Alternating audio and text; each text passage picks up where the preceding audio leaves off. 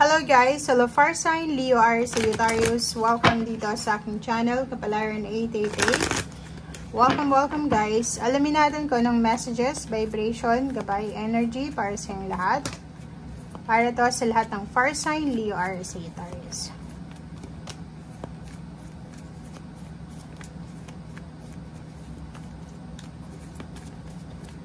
Fire Sign, Leo, Aries, Sagittarius.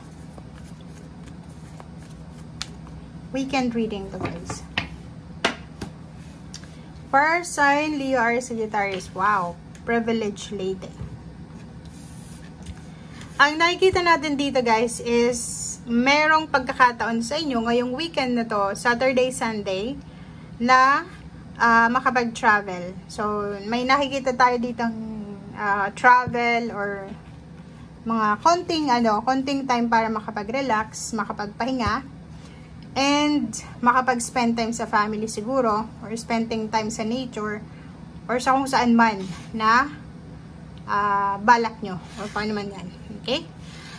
Nakikita ko din sa'yo dito na posibleng yun, pwedeng ililibre ka ng isang mayaman na babae, or pwedeng lalaki, para sa isang bakasyon. Nakikita ko rin sa'yo dito na pwedeng ang linggong ito is naghahanda ka para sa yung nalalapit na trabaho sa ibang lugar, sa ibang bansa, or nag-i-empake ka. And kung makikita mo dito, excited ka sa posibleng pagkikita nyo ng mga kapamilya mo or kung ano pa man to na posibleng connection na mayroon ka. Meron din ditong number 11 na manifestation, parang sinasabi na if ever man na tumataya ka sa loto or sa kung ano man na sugal or sabong, pero hindi natin ini-encourage na tumaya ka, posibleng manalo ka. Pwedeng may pagkakataon kang manalo this weekend, but make sure, kasi pwedeng maging privilege ka eh. Pwedeng magkaroon ka ng lump sum of money. Kaso lang, may 24 dito, 6. Merong tao na pwedeng nakawin or pwedeng mag-iingat ka if ever ang dami mong pera, marami kang savings, marami kang ipon, or marami kang investment, sinasabi na posibleng mananakaw siya or may possibilities na manakaw ito without your knowledge. Okay. Nakikita ko rin sa inyo dito na if ever man na makatanggap ka ng sudden wealth or swerte to eh. Good luck, good fortune, good news. Ang una mong gagawin siguro is makapag-travel. Makapag-travel, makapagpatayo ng bahay, or makapag-renovate ng bahay.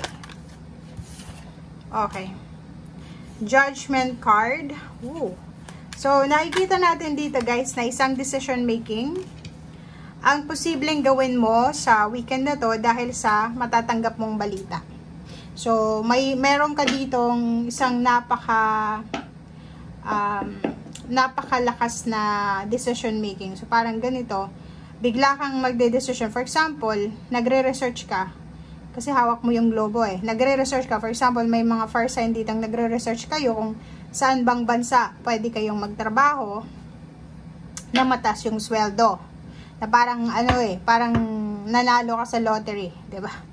So, posibleng magde-decide ka na mag-apply sa Europa or sa ibang bansa or sa ibang lugar na mataas yung sweldo. So, isang decision making ang posibleng gagawin mo sa weekend na to.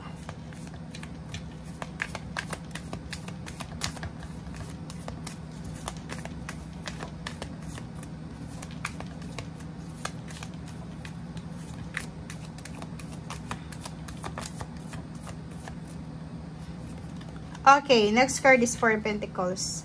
Nakikita ko rin sa'yo dito na sobra kang masinop. Okay? Ang focus mo is makapag-ipon ng pera, makapag-save ng pera. So, siguro today, kahit may iba sa inyo na nagbabiyahe, nagbabakasyon, or pwedeng makatanggap ng limpak-limpak na salapi, ang gagawin nila is isi-save nila yung pera.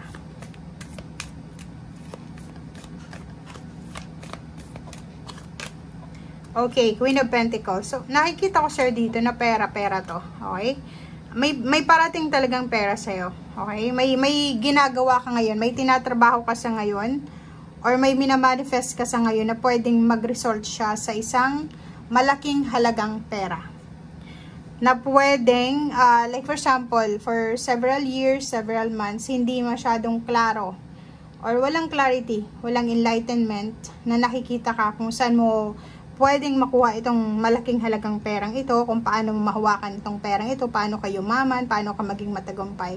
But this weekend is parang biglang nagkaroon ka ng ideas, or pwedeng nagkaroon ka ng motivation or inspiration kung paano mo makukuha yan. So, ang Hermit card is parang ano to, gagawin mo sa weekend na to is magme-meditate ka, magko-contemplate ka, iisipin mo kung ano yung mga steps or mga bagay-bagay na kailangan mong gawin kung gusto mong mabago yung takbo ng iyong financial. Nakikita natin dito na kailangan mo nang itigil kung ano man itong mga stagnant energy sa buhay mo. If ever man na may ginagawa kang mga unhealthy habits, bisyo, unhealthy lifestyle sa health mo, mga unhealthy spending, yung bili tayo ng bili ng hindi naman natin kailangan mo na daw itong putulin. Kailangan mo nang tapusin. Okay? And this weekend, sinasabi na bigyan mo ang sarili mo ng time na makapag-pause, makapag-relax, makapag-isip, magkaroon ng time sa sarili, mapag-isipan yung mga next move or next actions. Okay? Sinasabi ng Baraser dito na sa susunod na mga araw, buwan na taon, ang prediction sa'yo ng baraha is mariresolve mo lahat ng mga issues mo regarding sa money. Okay? If ever man na hindi mo kaya, pwedeng family member mo yung makakatulong mo. Nakikita natin dito yung occasion. May occasion na posibleng darating 4 months from now or 10 months from now. Isang peaceful na buhay ang posibleng parating sa'yo. But may 7 of Swords, double confirmation, na mag-iingat tayo sa magnanakaw, mag-iingat tayo sa mga taong may balak na pagnakawan tayo. 9 of Pentacles, and then Strength card. If pagod ka this weekend, yun, pwede kang magpahinga. And isipin mo na the more na magpapahinga ka, the more na makakapag replenish tayo ng energy. Okay? And the more na magiging masaya ka kasi bago yung energy mo. Makakapag enjoy ka.